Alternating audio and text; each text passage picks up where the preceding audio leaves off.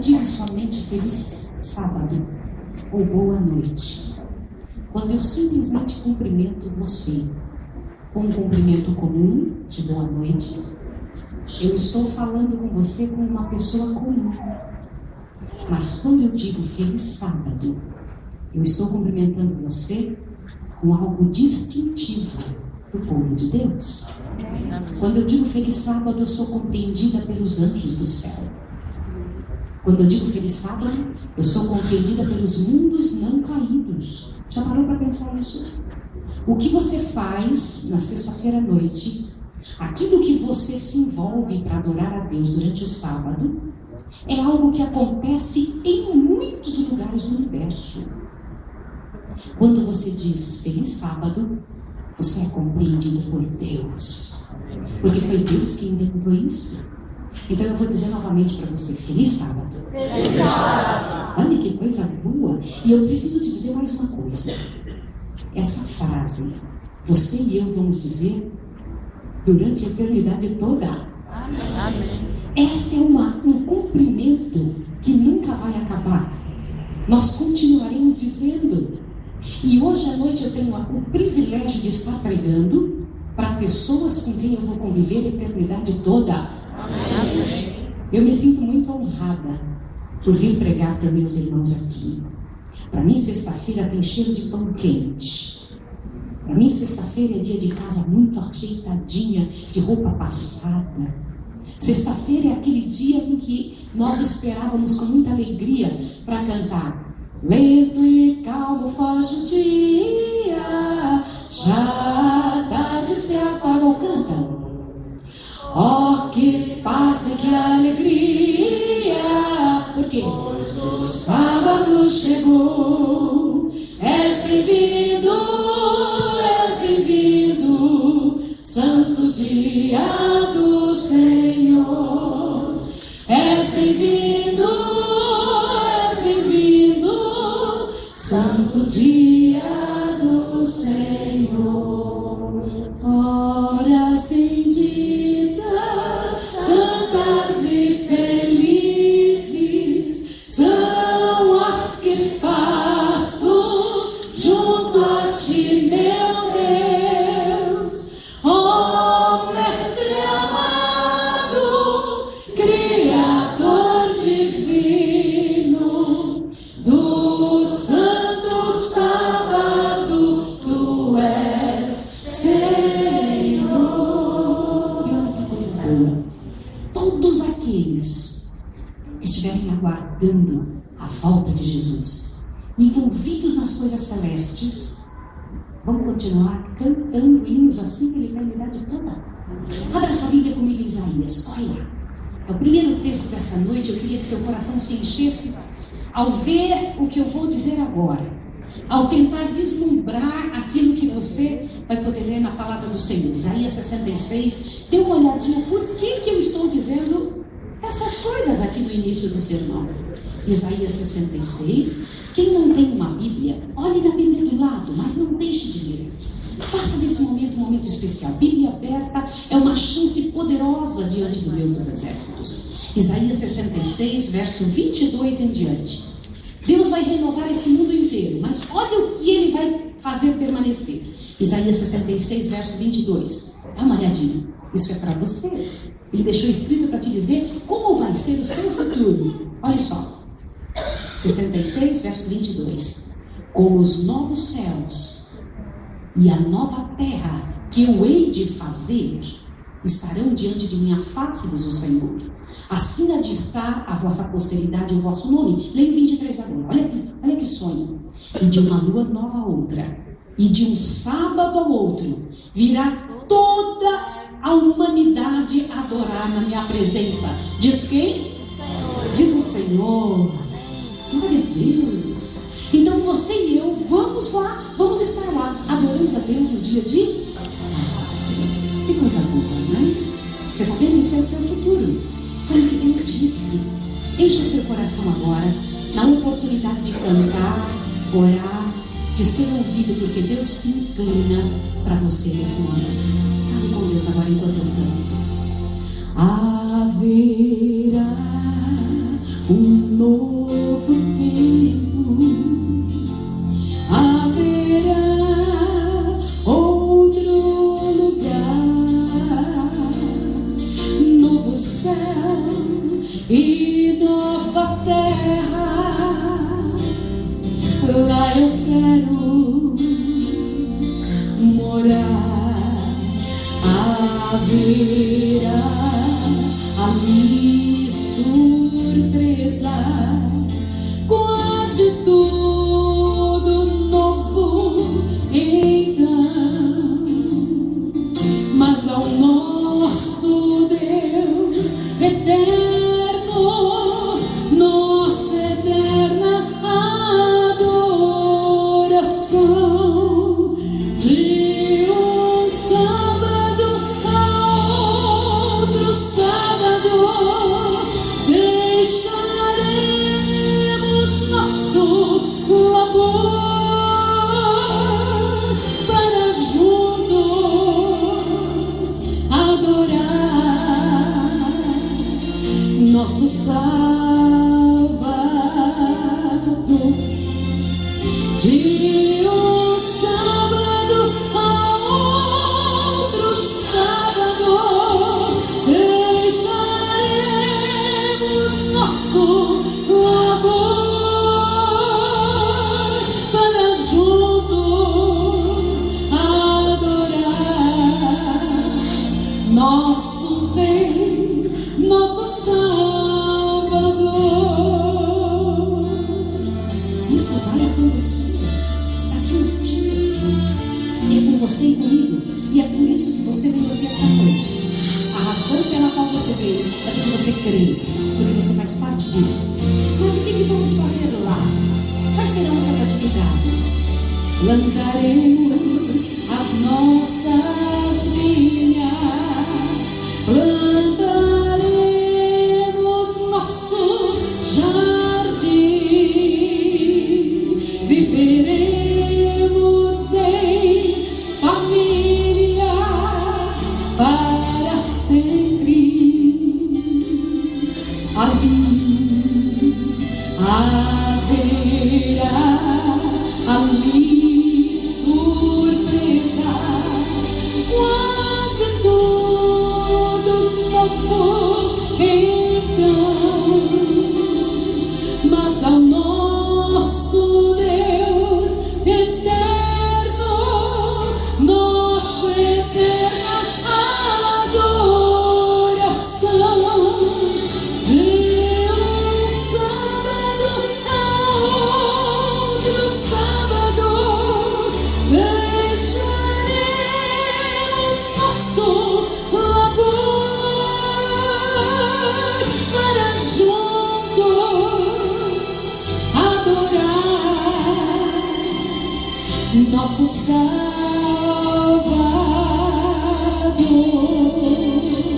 De um sábado a outro sábado, deixaremos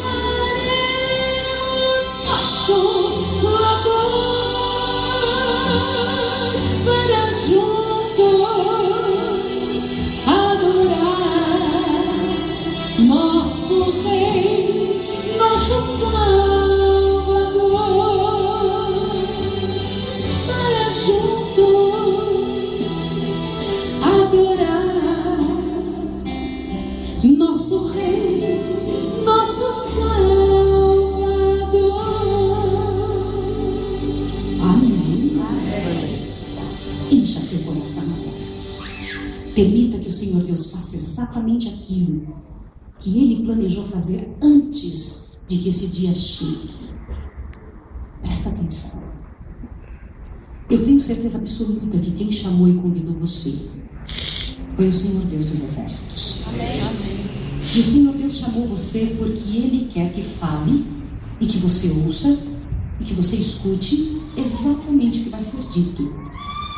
Veja, Ele sonha também com um dia em que nós vamos, todos nós, em que a humanidade vai poder chegar ali na presença dEle e adorar na sua presença. Mas enquanto isso não acontece, o que deve acontecer? Veja só, eu preciso lhe comentar uma coisa.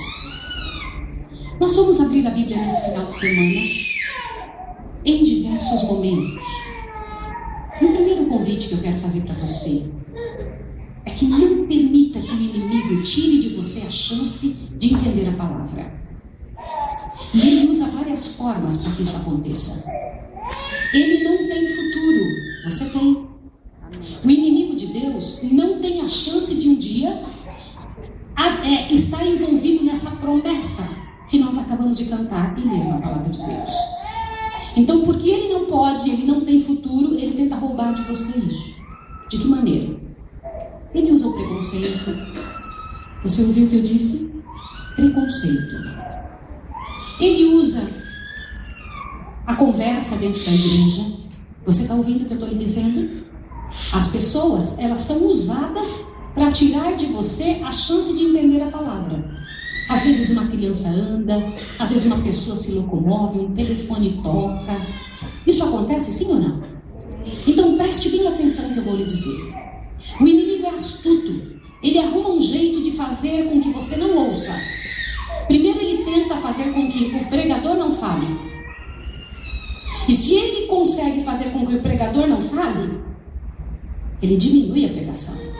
Mas quando ele não conseguiu fazer com que o inimigo, o pregador calasse, ele tenta fazer com que quem deveria ouvir fique surdo. Com alguém andando, conversando, falando. Eu vou lhe pedir uma coisa: não fale, não converse. Não permita que o inimigo tire de você o que ele não pode ter mais. Satanás tem ciúme de você por causa de 4 coisas primárias. Você está ouvindo? 4 coisas primárias. Primeiro, você pode amar, ele não. Satanás não consegue gostar nem dos anjos dele. Se ele pudesse, ele matava os anjos dele. Se ele pudesse, ele se matava. Você ouviu o que eu estou lhe dizendo? E ele gostaria de engolir você, destruir você. E a revelação diz que Satanás não consegue nos destruir, porque Jesus não tira o olho de nós um só segundo. Já pensou um negócio desse? Jesus está observando e cuidando de você. Amém. Então, preste atenção. Não deixe seu coração perder a chance de amar. Satanás tem ciúme de você porque você ama. Já percebeu que é mais fácil a gente dizer que não gosta de alguma coisa? Já notou? Nós dizemos, não gostei daquela saia, também não gostei daquela frase, odiei tal coisa. Mas nós temos vergonha de dizer, olha, eu amo você. Por quê? Segundo item pelo qual Satanás tem ciúme de você. Você pode ter filhos, ele não. Ter filhos é uma bênção tremenda. Ele morre de inveja de ver crianças dentro do reino de Deus, no arraial do Senhor. E ele faz de tudo para que os pais não desfrutem da alegria de ter um filho. Então enche a nossa vida de afazeres e deveres e uma série de outras situações nos quais os filhos são negligenciados. Sabia? Hoje em dia quase não há mais filhos, também não há mais pais. Sobre isso vamos falar no domingo pela manhã. Eu quero trabalhar com a igreja pela graça do Senhor, naquilo que o Senhor Deus me deu nesses anos fora. Por que é que Satanás odeia tanto nossas famílias? Terceira coisa pela qual ele odeia você. Você pode orar, ele não. Para quem ele oraria? Quem o ouviria? Mas quando você ora, você move a eternidade. Amém. Quando você fala em nome de Jesus, eu não entendo o que eu vou dizer, eu vou só repetir. Eu não entendo o que eu vou dizer, eu só aceito. Quando você fala em nome de Jesus, o Pai recebe você como se você fosse o próprio Cristo. Amém. Já pensou isso? Isso é glorioso. Mas Satanás não tem ninguém para quem orar. Então ele faz de tudo para você não orar. Aproveite, ore bastante. Você é ouvido em nome de Jesus Cristo. Amém. Quarta razão pela qual Satanás tem ciúme de você. E eu quero me preparar agora para dizer o que eu vou dizer. Abra bem seu ouvido. Você é salvo, ele não. Amém. Você ouviu isso? Abra bem o seu ouvido em nome de Jesus Cristo. Você é salvo. Você que está sentado nessa cadeira, seus filhos, sua mãe, seu pai, graças a Deus nós somos salvos. Amém. Ser humano nenhum pode mais tentar salvar-se. Você já foi salvo. A única coisa que agora pode acontecer conosco é perder o que já temos, perder a salvação. E é por isso que você veio à igreja. E é por isso que você vem, e é por isso que a Bíblia existe. Para indicar para você não só o caminho da salvação, para indicar para você que você está salvo e que você não pode perder a salvação. Agora, Satanás não está salvo, ele está perdido. E ele quer tornar você exatamente como ele é. Para isso ele usa dentro da igreja alguém que conversa com você e te tira atenção. Preste atenção no que eu vou lhe dizer. Ele leu cada palavra desse sermão. Ele leu cada palavra. Só que ele não se interessa por esse sermão. Ele nem liga. Ele leu esse sermão aqui porque ele também conhece a sua vida. E ele sabe qual parte desse sermão faria diferença. Primeiro ele tentou fazer você não vir. Como você veio, agora ele vai dizer, já que ele está aqui, eu preciso fazer com que ele não ouça certa parte. E nessa hora ele arruma alguém para conversar com você. Um telefone tocar, alguém se mexer, alguém andar e alguma coisa para te tirar sua atenção. Assim ele rouba de você e torna você tão miserável quanto ele é. Entendeu o que eu estou lhe dizendo? Mas nenhum de nós consegue vencer ou permanecer com essas coisas sem o apoio do Espírito de Deus.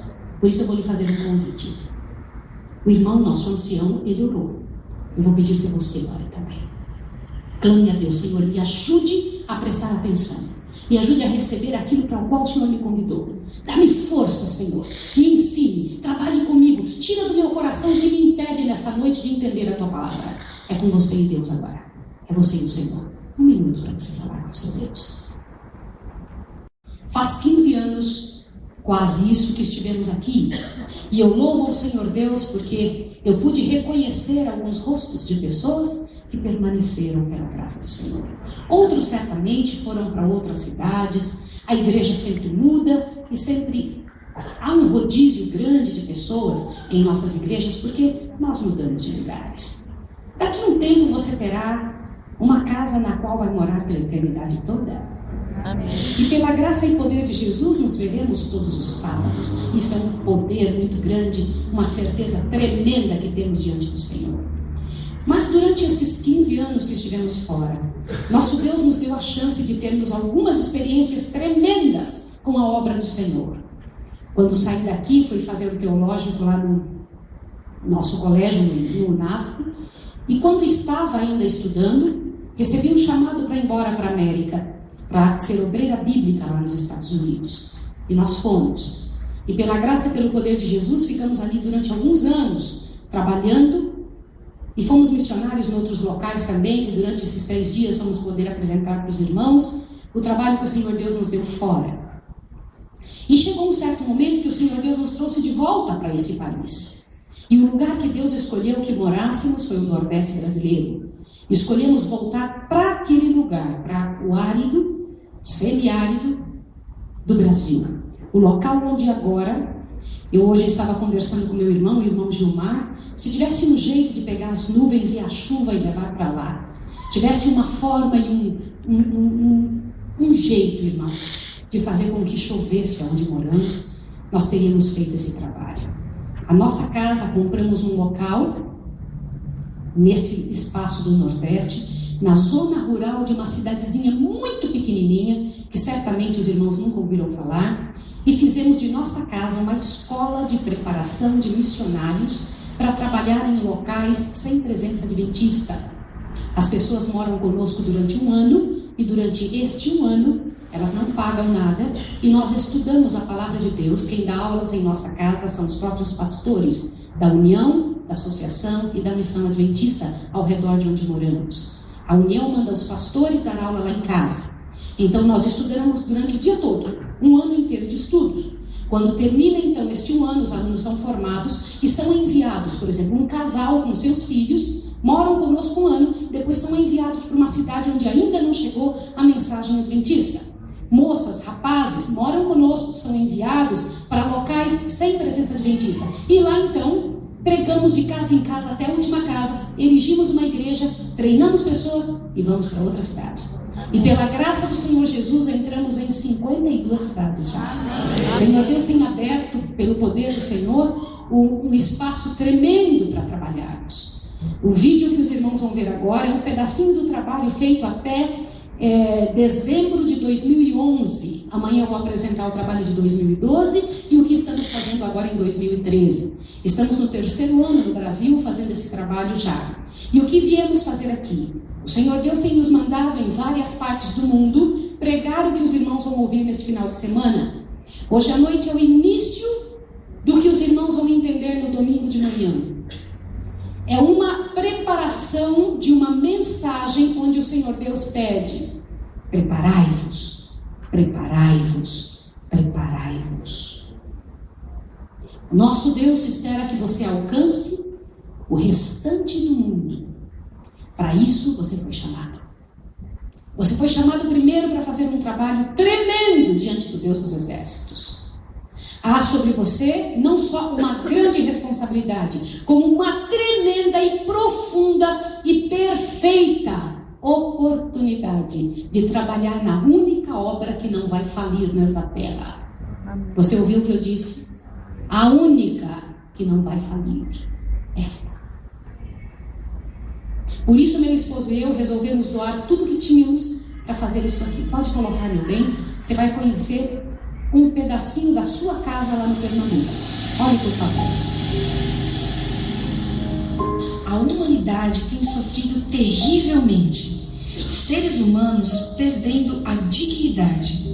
A luta entre o bem e o mal tem trazido a todos nós a grande realidade de que o inimigo voraz e cruel conseguiu deixar a marca de fracasso e desamor em toda a parte. O Nordeste brasileiro está cheio dessas marcas, vidas incertas, moradias tão longe do ideal, pessoas sem esperanças, um pedaço do Brasil que ainda não sabe o que você e eu temos para contar. Deus tem ouvido o clamor silencioso do Nordeste e tem usado pessoas que resolveram... Por favor, abra sua Bíblia no livro de Romanos, capítulo 13. E então eu vou ler os versículos 11 em diante, e os irmãos me acompanham. Romanos 13. Por favor, Romanos 13, verso 11 em diante. Queridos pais, incentivem seus filhos para que leiam, para que estejam envolvidos nisso também. Não permitam que seus filhos façam mais nada, absolutamente nada, a não ser na igreja estarem envolvidos. Crianças, olhem para mim. Crianças, vocês podem aprender o que vocês vão ver aqui durante esses 3 dias. Não façam nada, só estudem a Bíblia nesses dias, combinado? Pode ser? E vocês vão ver prêmio. E que coisa boa vocês vão receber. Combinado? Romanos 13, verso 11. Vou ler com vocês. E fazei isto, conhecendo o tempo. Já é hora de despertarmos do quê? Do sono. Por quê? Porque a nossa salvação está agora mais perto de nós do que quando aceitamos a fé. Continue lendo. A noite é passada e o dia é chegado. Rejeitemos, pois, as obras das trevas e vistamo-nos das armas da luz. Andemos honestamente como de dia, não em glutonarias, nem em bebedeiras, não em orgias, dissoluções, contendas ou inveja.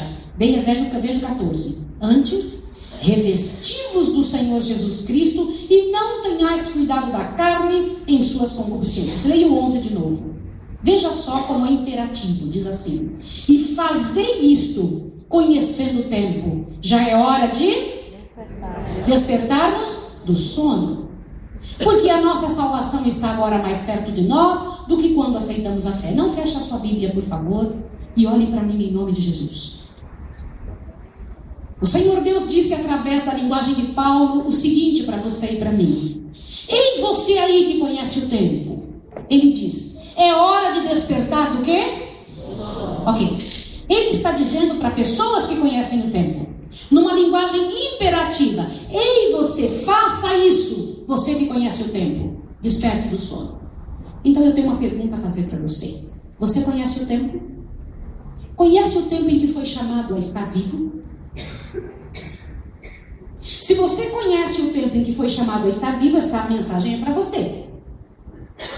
Nós fomos criados, eu sou de uma geração que entendi que a igreja adventista era o povo que conhecia o quê? O tempo. Um povo que conhece o tempo. Portanto, essa mensagem eu penso que deve ser para mim. Ele diz: ei, você aí que conhece o tempo, em que tempo estamos vivendo? Responda: tempo do fim. Fim do quê? Fim do quê? Olha quanta coisa certa vocês disseram. Fim do pecado, fim da graça, fim do tempo. O que isso significa para você? Eu sei que essas são palavras, são frases muito conhecidas entre nós. Mas o quanto isso te impacta?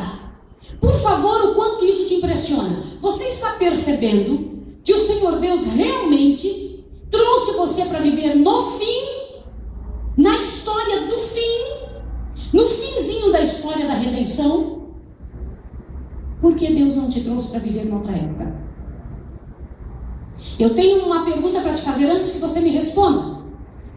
A sua vida, a tua existência é uma ideia de Deus? Sim ou não?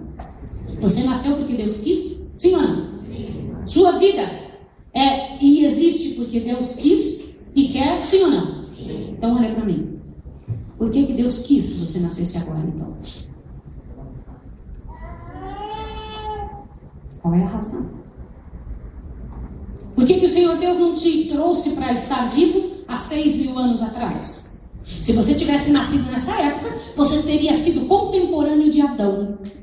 Homens de 4,5 metros de altura, 1 tonelada de peso, uma memória fabulosa, uma capacidade tremenda de pensar, agir e decidir. Adão via um pássaro, daqui a 500 anos ele se lembrava do pássaro que havia visto. Hoje eu fecho a gaveta e daqui a 5 minutos eu não lembro se eu fechei ou não. Veja como era Adão. Adão tinha capacidade, vigor completo.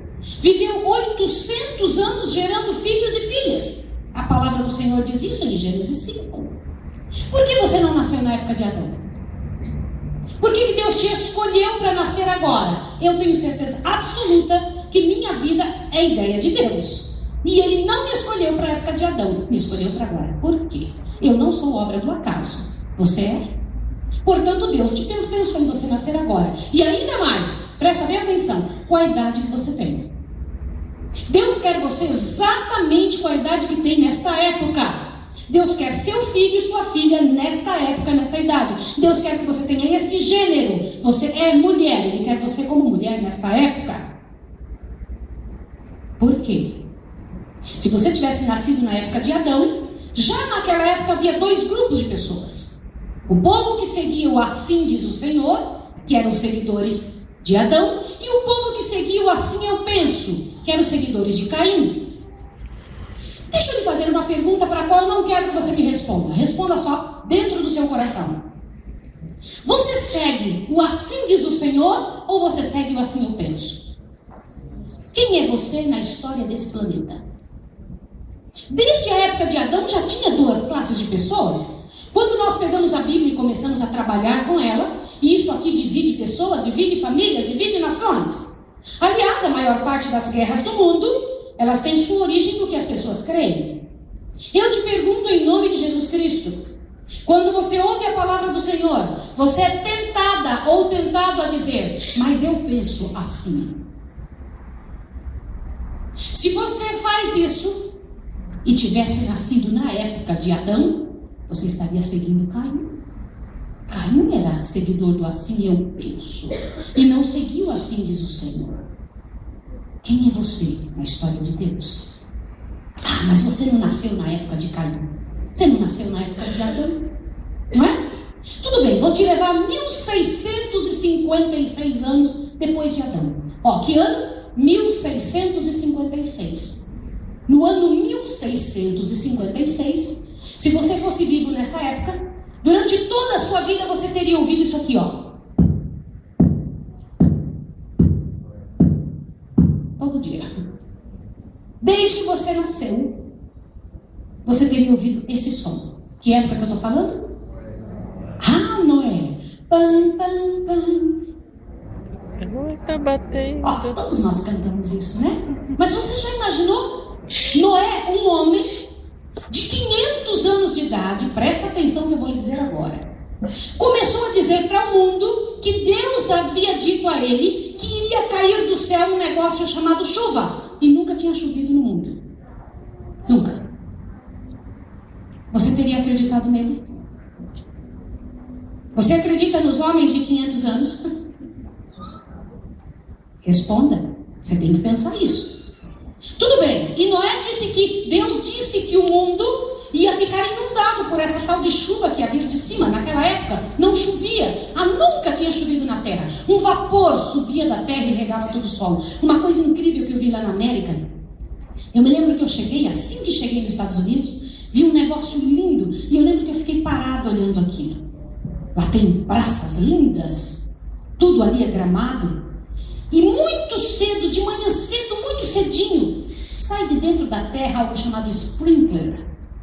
E esse sprinkler faz rega toda a terra e some de novo dentro do chão. Eu ficava olhando e falei, que poder, que coisa linda. Antes do sol nascer, acontece isso todos os dias.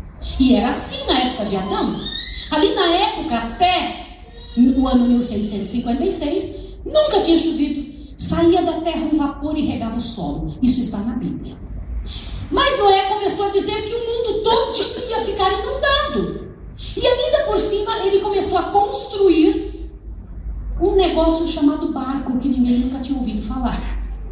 Dizendo que as pessoas tinham que entrar no tal do barco, porque o mundo ia inundar, porque todos iriam morrer se não entrassem ali. Eu te pergunto em nome de Jesus, não me responda. Responda dentro do seu coração. Você teria acreditado em Noé? Você sabe o que isso significa? Sabe o que significa a tua resposta? Se você disser, eu não teria acreditado. Se você disse nessa noite, eu não teria acreditado, você estaria perdido para sempre. É fácil acreditar em pessoas de idade que vêm aqui à frente, abrem a palavra e estudam.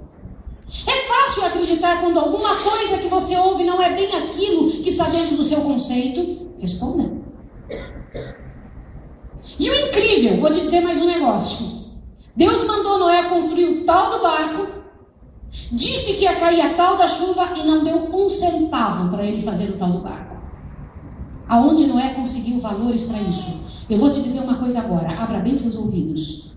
Noé investiu tudo que tinha na construção do barco. Eu preciso te fazer uma pergunta que eu não posso deixar de fazer. Você acredita mesmo na fé que você tem? Você acredita mesmo na mensagem da Igreja Adventista? Daria a vida por ela? Você investiria todinho o seu dinheiro na pregação desta verdade? Noé fez isso. Eu fico imaginando ele chegando para a mulher dele e falando assim, querida, já vendemos tudo que tínhamos. Agora eu vou vender a casa que a gente está morando, porque a gente vai morar dentro do barco. Pense nisso. Foi isso que aconteceu com ele. Está escrito lá no Patriarcas e Profetas.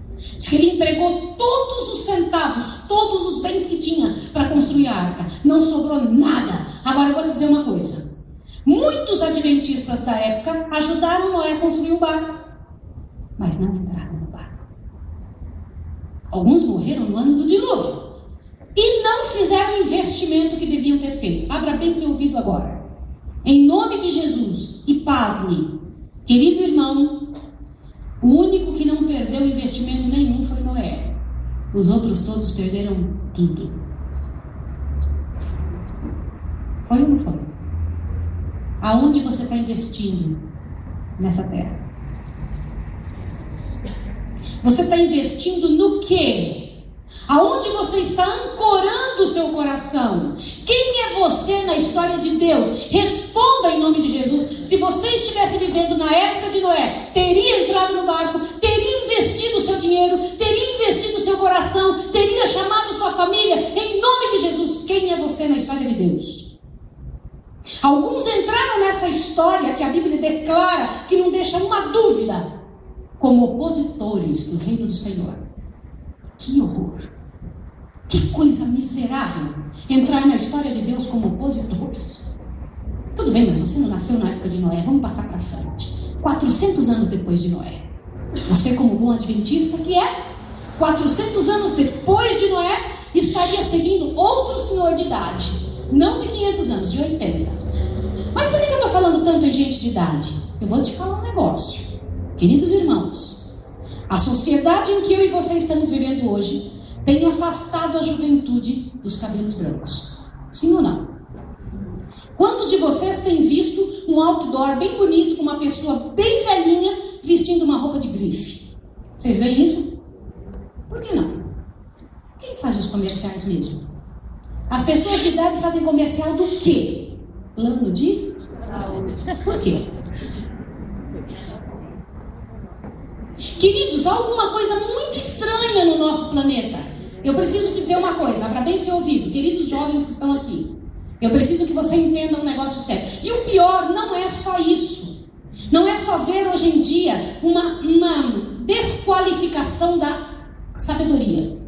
Você sabe quem aqui realmente sabe alguma coisa? Aliás, a vida devia ser trocada. Sim ou não? Devia ser trocada ou não? A gente deveria nascer com a cabeça...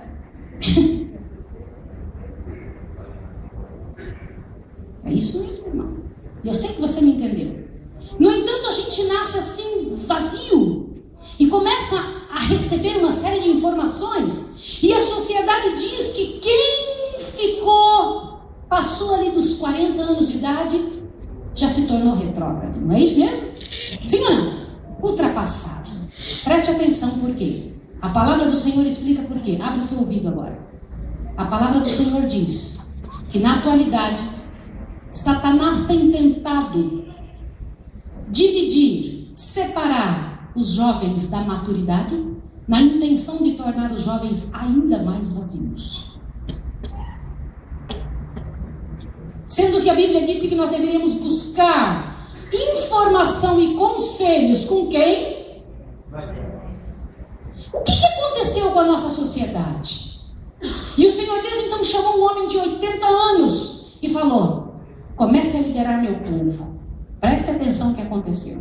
Você, como bom adventista, então estaria seguindo um homem de 80 anos. E ao seguir esse homem de 80 anos, teria visto o Mar Vermelho abrir. Água para cá, água para lá, e passou no seco. E lá do outro lado você teria pulado de alegria com Miriam, cantando com Miriam lá do outro lado. E teria visto o povo do Egito morrer. Sim ou não? Sim ou não? As pragas não teriam vindo sobre você, como adventista que você é. Você não teria sofrido nada, nenhum problema. E teria passado pelo menos 80, 90 anos sem pagar imposto. Porque assim passou o povo de Israel lá no Egito, na terra de Gósen. Agora eu tenho uma pergunta para te fazer. Seguindo Moisés como estavam, se você tivesse vivido naquela época, você teria visto o maná caindo. Que a palavra de Deus no Salmo 78 diz que era pão dos anjos. Pão dos anjos. Imagina a comida dos anjos. Todos nós temos uma curiosidade danada. Como é a comida de lá? Gente dessa terra já comeu pão dos anjos. E então você ia acordar de manhã e pegar pão de mel. Nossa, vindo do céu. Caía todo dia. Agora abre bem seu ouvido. Houve entre o povo do Senhor um grupo que dizia assim: eu não quero esse pão vil, eu quero as carnes do Egito. Se você estivesse vivendo entre o povo de Deus naquela época, você ia se satisfazer com a alimentação do céu ou ia pedir as carnes do Egito? Quem é você? E eu queria que você estivesse aqui no meu lugar para você ver como vocês se mexem no cabelo quando eu falo disso. Por quê? Por que esse assunto mexe você? Por que esse assunto movimenta seu coração? Quem é você de verdade? Em nome de Jesus, não responda para mim. Seja sincero e honesto com Deus. Se você estivesse vivendo com o que você é hoje, com o apetite que você tem, com as escolhas que você faz, vivendo lá na época de Moisés, você teria reclamado da alimentação natural? E teria pedido as carnes do Egito? Responda. Quem é você? E ainda existia um outro grupo, irmão, lá no meio daquele povo, povo de Deus da época. Não era povo do mundo, era povo de Deus da época. que se uniu lá junto com outro para falar mal da direção. Que triste, que miséria, mas fizeram isso. E ainda Miriam olhou e falou assim, ó: Moisés, você acha que Deus só fala por seu intermédio? Fala por mim também. Ficou toda leprosa na mesma hora. Ah, que miséria. Hoje em dia o pessoal fala mal da direção e não ficam leprosos, não. A lepra fica só lá dentro, não aparece fora. Mas eu te pergunto em nome de Jesus, o que você faz quando alguém vem falar mal da direção para você? Com que grupo você se envolve? Quem é você dentro do plano de Deus? Dentro do meio do povo do Senhor, quem é você? Pensa! Um dia um professor fez uma pergunta tremenda para nós na sala de aula. Pastor Tim, Alberto Tim, ele perguntou assim, todo mundo gostava de impressionar ele, né? E ele perguntou, quem vão ser vocês daqui a 5 anos? Aí todo mundo se acuou para responder, para falar bonito e tal. Um disse, não sei o que, eu vou trabalhar não sei aonde e tal. Ele disse assim, vocês serão o que estiverem sendo. Quem é você? Sabe quem vocês teriam sido? O que estão sendo agora. Ah, tudo bem, você não nasceu na época de Moisés, vamos passar à frente. Vou te levar 1000 anos depois de Moisés. O Senhor Deus, então, tira um povo do meio do mundo, ensina para esse povo suas verdades e levanta, e o mais interessante, levanta esse povo ao apogeu. Lá em cima, eles estão no topo do mundo. O próprio Deus mora no meio deles, o povo de Israel. Eles têm um santuário igualzinho do céu na terra. E Deus, o Deus do céu, vem e mora com eles. E esse povo então se tornou forte e poderoso. Quem vencia as suas guerras? O Deus eterno. E as técnicas de guerra de Deus é um negócio meio estranho. Vamos lá bater ali fazer uns barulhos e cai a cidade toda, cai os muros todos. Toquem trombeta 7 dias e o povo briga lá dentro e cai muro também. Olha só. Olha as técnicas de guerra de Deus. E Deus ainda dizia, quem vai lutar por vocês? Sou eu. Se você estivesse vivendo 1000 anos depois de Moisés, faria parte desse povo. Um povo que todo mundo queria conquistar, porque era o maior povo da terra. No entanto, a palavra de Deus diz assim, Israel é uma égua gorda, quando engorda, dá coice. Por quê? Porque o povo do Senhor, quando se tornou poderoso e grande, se esqueceu do Deus deles. Eu quero um rei. E então receberam um rei. Olha, eu quero um rei que esteja na nossa presença. Um rei que a gente veja. E Deus falou, eu vou me afastar. Você sabia que Deus faz isso? Olha para cá em nome de Jesus. O Senhor Deus é cavalheiro. Ele não fica onde ele não é querido. Ele é hipereducado. Não quer, ele simplesmente, tudo bem, vou dar espaço para o que você quer. E o povo de Israel, aquele que estava lá no alto, imagina você dentro dele, se tornou escravo. Primeiro da Síria, Deus vai lá e retorna, e chama, e tira o povo de lá, e depois eles se tornam escravos de Nabucodonosor. Agora eu vou te fazer uma pergunta. Se você fosse adventista, 1000 e poucos anos ali, depois de Moisés, você teria sido escravo de Nabucodonosor. Sim ou não? Sim, sem dúvida. Não tinha outro jeito. Todo mundo se tornou escravo. E no entanto, Nabucodonosor olhou o povo de Israel. Era um povo lindo, bonito. Ele falou assim, eu não quero só os bonitos, eu quero os mais bonitos deles. Tire esses mais bonitos e leve lá para o meu palácio. Olha a pergunta que eu vou fazer agora. Eu moro lá no Pernambuco, lá na região árida e miserável. Se você enxergar o rosto das pessoas que moram ali, você vai ficar impressionado como eles são chupados, sofridos pela dor, pela fome. Meus irmãos, eu sou nordestina. Eu sei do que eu estou falando para os irmãos. E eu olho para os irmãos, eu vejo que os irmãos comeram bem. Se o Senhor Deus tivesse que escolher hoje, e você estivesse lá na frente de Nabucodonosor, qual povo teria sido levado lá para o palácio? Aqueles lá ou esses daqui? Responda. Você teria sido levado, sem dúvida, para morar na casa de Nabucodonosor. E o que teria acontecido com você? O que aconteceu com Daniel? Foi castrado. Confiar em Deus às vezes não é fácil. E ele foi tornado escravo. E ainda disseram: de hoje em diante você não chama mais Gilmar. Teu nome agora vai ser o nome do meu Deus. Um nome pagão, miserável. E você não vai mais vestir dessa forma. Você não vai mais falar isso. De hoje em diante você só fala minha língua. E você vai comer minha comida. Você fala: nossa, comer comida de rei, que bom, hein? Não, filhos, não era assim. No entanto, houve entre eles...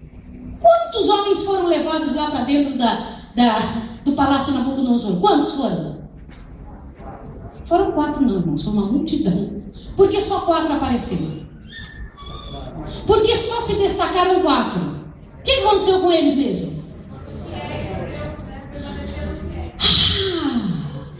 Daniel propôs no seu coração não...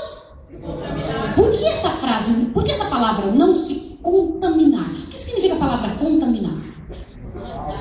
Queridos, posso dizer uma coisa para vocês? Olha bem para mim aqui. Um pastor me disse umas 2, 3 semanas atrás, falou assim: Maísa, olha que frase poderosa. Ele disse: quando a Bíblia fala, é aquilo mesmo. Quando a Bíblia fala, é isso mesmo. Então eu vou te falar uma pergunta de novo. Por que a Bíblia disse que Daniel se propôs no coração dele não se contaminar com a comida do rei? Você fala: porque era comida envolvida a ídolos. É mesmo. Mas ele podia comer outras coisinhas então, porque lá no Novo Testamento diz que quando é oferecida a ídolos, que diferença faz para você? Não é isso que diz lá? Agora olhe para mim aqui em nome de Jesus Cristo, meu irmão, minha irmã. Daniel pediu para tomar água e comer legumes. Se você estivesse lá, você teria feito isso? Só 4 aceitaram isso. Não tinha só 4 jovens lá na Babilônia, no palácio de Nabucodonosor. Por que os outros não aparecem? Se você estivesse lá, quem teria sido você?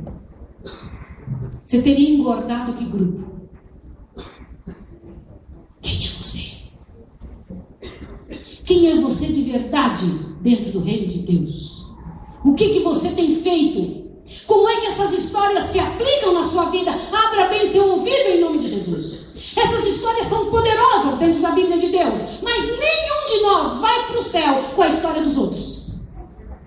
Elas servem para impulso para o seu coração e para a sua vida, mas elas não são a sua experiência. Qual é a sua experiência com Deus? Quem é você no reino do Senhor? Quem é você? Pense.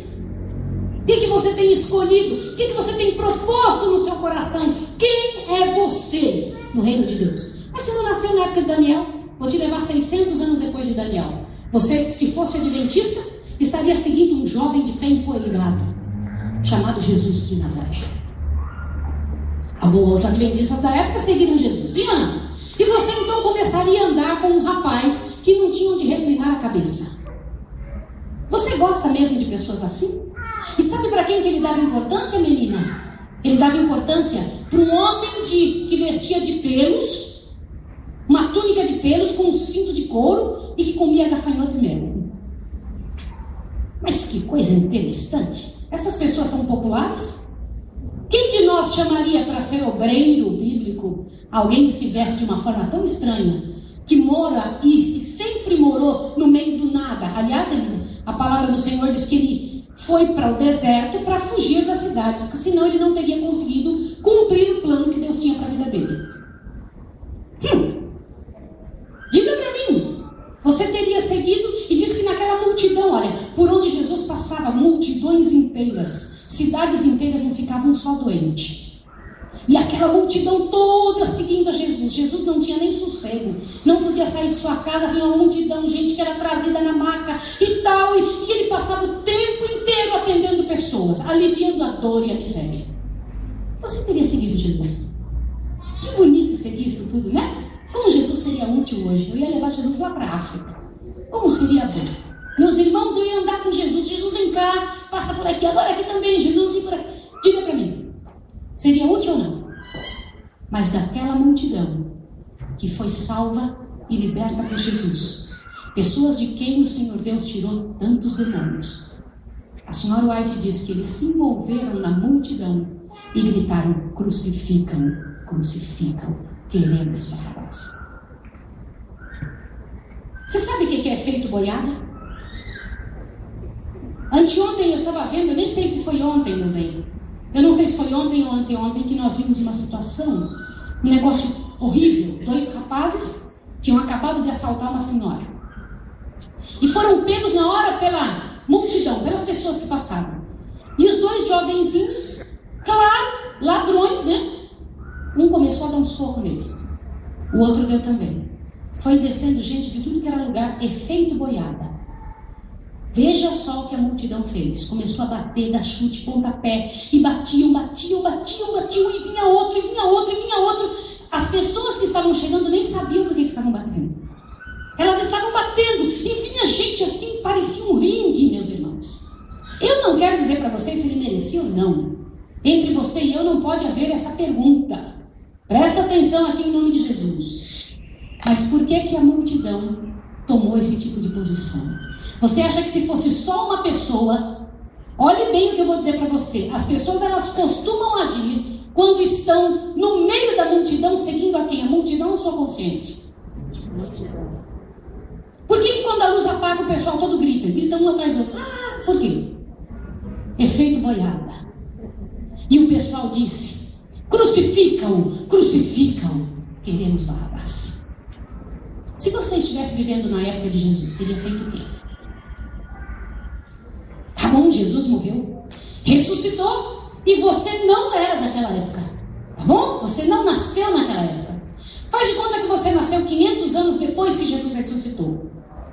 Se você fosse adventista dessa época, estaria sendo perseguido tremendamente pela igreja romana. E então as cruzadas estariam atrás de você. Iam pegar a sua família se você quisesse segurar essa Bíblia que você tem no colo. Iam torcer a sua garganta. Iam matar seu filho. Você continuaria? Algumas iam cantando, bonito, cantando lá para serem mortas, para os leões comerem, nos anfiteatros. Eu te pergunto em nome de Jesus, quem é você na história de Deus? Deus não te deixou nascer em nenhuma dessas épocas? Mais 1000 anos depois, aparece uma mocinha chamada Ellen White. Você não nasceu na época dela. Guilherme Miller estava pregando para tudo que é lugar e essa mocinha se converte. Você não nasceu na época dela. Deus não te deixou nascer nessa época. Deus te deixou nascer 150 anos depois, quase. Eu te pergunto, por quê? O que Deus tem em mente ao fazer você nascer agora? E quer saber de uma coisa, irmão? Deus queria exatamente que o senhor tivesse esse emprego e essa função na igreja. Você vai saber, irmão? Eu tenho certeza absoluta. Por quê? Para que o Senhor Deus fez você nascer agora? Irmão querido, entre essa guerra poderosa que estamos vivendo, é a maior de todas. Eu não estou falando da Coreia e Estados Unidos. Eu estou falando da luta entre Satanás e Deus. É a maior luta de todos os tempos. Me diga, qual é a parte mais difícil da guerra? O início dela ou agora? Você acha que a guerra era pior na época de Adão ou agora? Agora? Certamente. Então me responda. O Senhor Deus é o maior técnico de guerra de todos os tempos. Por que Ele deixa os soldados mais fracos para o final? Para a época mais difícil? Quem que é o soldado mais forte? Adão ou você? Adão. Então por que o Senhor Deus não colocou Adão no final? Que é a época mais difícil, colocou você e eu? Pensa, irmão.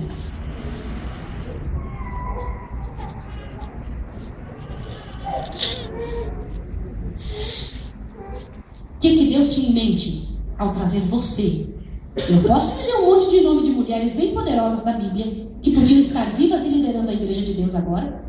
Gente fantástica, da qual o Senhor Deus nos fez inspiração, no nosso coração se encheu de inspiração ao ler a história delas. No entanto, todas elas estão dormindo o sono da morte. E você e eu estamos vivos, por quê? Por que você? E não Ellen White? Quem que você acha que seria mais útil hoje, irmã? Hein? Quem seria mais útil nesse planeta? Noé ou você? Quem que parece que beneficiaria mais a igreja? Moisés ou você? Quem que você acha que valeria mais como jovem hoje? Daniel ou você? Querido jovem que está aí, por que Deus escolheu você e não José? E olha, José é um negócio poderoso, viu? José estava sendo assistido por todos os seres dos mundos não caídos. E ele chega na frente daquela mulher e diz aqui: olha aqui, minha senhora, não é porque eu não quero, não, é meu Deus que não quer, ó. E por aqui que não tem espinho, saiu correndo. Foi ou não foi? Qual jovem hoje em dia faz isso? Então eu te pergunto, em nome de Jesus Cristo, pela graça e pelo poder do Senhor, será que Deus errou trazendo você e eu para essa época? O que aconteceu? Por que o Senhor Deus trouxe você? Será que Ele está vendo alguma coisa em você que você não está vendo? Será que o Senhor Deus tem algum plano para a sua família, para o seu corpo, para a sua vida, que você não sabe? Posso dizer uma coisa? Qual é a função dessa igreja? Por isso Deus, ei, você aí que conhece o tempo, é hora de quê? Eu te pergunto uma coisa: quem em são juízo teria coragem de dormir num tempo terrível e miserável como esse?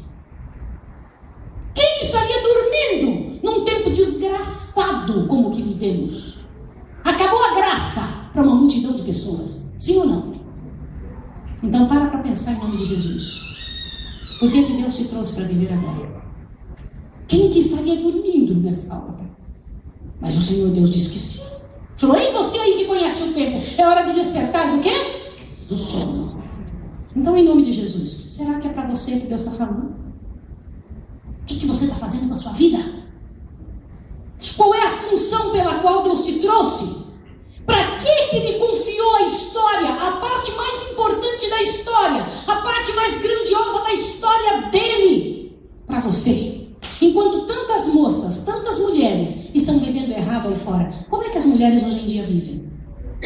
E eu tenho uma vergonha danada por algumas coisas, queridas mulheres. Olha para mim em nome de Jesus e presta atenção no que eu vou lhe dizer. Preste atenção agora. Se você for procurar, eu preciso de uma imagem de uma mulher para fazer um PowerPoint, para apresentar na igreja. E eu coloco o nome mulher no Google. O que aparece? Você entendeu a que nível foi rebaixada uma mulher? Por que Deus te trouxe para viver agora? O que Ele quer apresentar diante do mundo com a sua vida?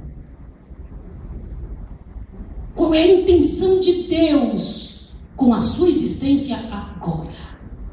Por que Ele espera que esta igreja, que Ele diz: ei, vocês que conhecem o tempo, é hora de despertar do sono. Ele diz que nós estamos dormindo por quê? Queridas irmãs, em nome de Jesus, o Rei do Universo, aquele que não perdeu nenhuma guerra e não tem como perder, porque eu preciso te informar uma coisa: meu Deus nessa guerra não entrou nela para lutar, Ele entrou nessa guerra como vencedor. Nosso Deus nunca perdeu, queridos. Amém. Você e eu fomos chamados não para lutar nada. Você foi chamado porque Deus venceu. Você foi chamado para participar da vitória dele. Amém. Você entendeu isso? Nosso Deus não vai perder nunca mais, porque Ele nunca perdeu. Você entendeu? Você faz parte de uma igreja e de um povo vencedor. Amém. Agora, não é a mesma realidade de Satanás. Satanás não tem uma chancezinha de ganhar. Ele já perdeu. Satanás não vai ganhar. Entendeu isso? A guerra que ele está travando contra o reino de Deus, ele já perdeu. Você faz parte do que nessa guerra? Portanto, eu te digo, você está vivendo como? Como vencedor ou perdedor? Que tipo de vida você está levando? Que tipo de roupa? Que tipo de comida? Que tipo de história você tem nesse planeta? Querida mulher, como vivem as perdidas? Você é perdedor ou vencedor? Como se vestem as perdidas? Como se comportam as perdidas? Quem é você? Entendeu para que você veio? E você, homem? Como é que você vive no reino de Deus, no reino dos vencedores? E você sabe do que eu estou falando? Para ser mais clara com você? Eu estou falando de dois homens andando na rua, na semana. Não estou falando no sábado. Sábado é dia santo. Eu estou falando, sabe do quê? Do dia da semana. Eu estou falando de dois homens andando lá fora. Um adventista e outro não. E passa uma mulher perversa, dessas que se vestem bem mal na frente dele. Só pelo jeito que ele olha, que os dois olham para a mulher, você sabe qual dos dois é o adventista? Eu estou falando disso. Eu estou falando da maneira como você se comporta diante do céu, como vencedor ou perdedor. Que reino realmente você está engordando? Quem é você na história de Deus? Existe uma multidão de crianças, olhem para cá. Existe uma multidão de crianças vivendo como perdidas. Elas olham coisas que Deus nunca pediu que olhasse. Elas se envolvem em joguinhos para matar pessoas. Quando o Senhor Deus trouxe as crianças de agora para se tornarem uma bênção, sabe o que Deus falou das crianças dessa igreja? Deus disse que as crianças dessa igreja, quando calarem a boca dos adultos, elas vão pregar a mensagem da vida. Amém. Agora, isso vai acontecer por milagre? Não. Se você não estudar a Bíblia, você vai ficar fora. Você ouviu o que eu estou lhe dizendo? Crianças, se vocês não estudarem a Bíblia, vocês vão ficar fora. E queridos pais, abram bem seus ouvidos que eu vou dizer agora. Vocês vivem dizendo assim para mim: Maísa, meus filhos são muito crianças para estudarem a Bíblia. Ela é muito complicada. Ah, mas eles sabem mexer com um joguinho sem problema nenhum, melhor que você e eu, sim ou não? Se você der um celular complicadíssimo na mão dele, o que ele vai fazer? Vai falar: papai, mamãe me ensina, é isso que ele vai dizer? Ou ele vai falar: me dá aqui que eu sei mexer nisso aí? É isso ou não? Ó, os meninos todos olharam para mim e fizeram bem assim. Por que eles fizeram isso? Mas nós achamos que eles não têm condição de estudar a Bíblia. E na igreja a gente dá uns papelzinhos para eles riscarem, para tirar a atenção deles de ouvir isso aqui. Por quê? Ei, você aí que conhece o tempo, é hora de quê? Despertar do quê? Do sono. E eu vou dizer uma coisa para você. Alguns de nós, e eu vou dizer isso de cadeira, porque é a minha área, alguns de nós acreditamos mais em Freud do que na palavra. Alguns de nós acreditamos muito mais no que o homem diz, ao invés de acreditar no que o Senhor Deus diz. Posso dizer uma coisa a você, mamãe querida? Abra bem seu ouvido aqui, querida. Eu era muito pequena. Eu sou missionária dessa igreja há 37 anos, voluntária. Eu não recebo nem um centavo, não tenho salário e eu louvo a Jesus. Meu Deus é grandioso, nunca me deixou faltar nada. Agora abre bem seu ouvido. Quando foi que eu decidi ser missionária dessa igreja? Eu não tinha nem 5 anos de idade, sentadinho no banco da igreja junto com meu pai e minha mãe. Meu pai e minha mãe não me deixavam fazer nada na igreja, a não ser prestar atenção no culto. E no banco da igreja, um dia eu tomei a decisão, pela graça de Deus, eu vou ser missionária também. E então o Senhor Deus honrou minha vontade, desde que eu era criança. Queridos pais, não tirem a chance dos seus filhos. Queridos filhos, vocês têm responsabilidade diante de Deus. Vocês ouviram? A hora é agora. O que eu estou falando é muito sério. E é hora de vocês tomarem uma decisão. Sabe quando? Hoje. Quais são as coisas que não podem entrar aqui? As coisas que entram aqui, pelo ouvido, pela boca, pelos olhos, pelo tato, pelo sentido, elas ficam fixadas aqui. Por isso o Senhor Deus diz: ensina a criança. Qual é o caminho que está sendo ensinado se deixa a criança fazer o que quer? Diga. E hoje em dia, a nossa ideia é: o que você quer comer, querido filho? O que você quer vestir? Você quer ficar na igreja ou quer ir comigo? O que você quer? Não é assim? Quem que é pai mesmo? Ele ou você?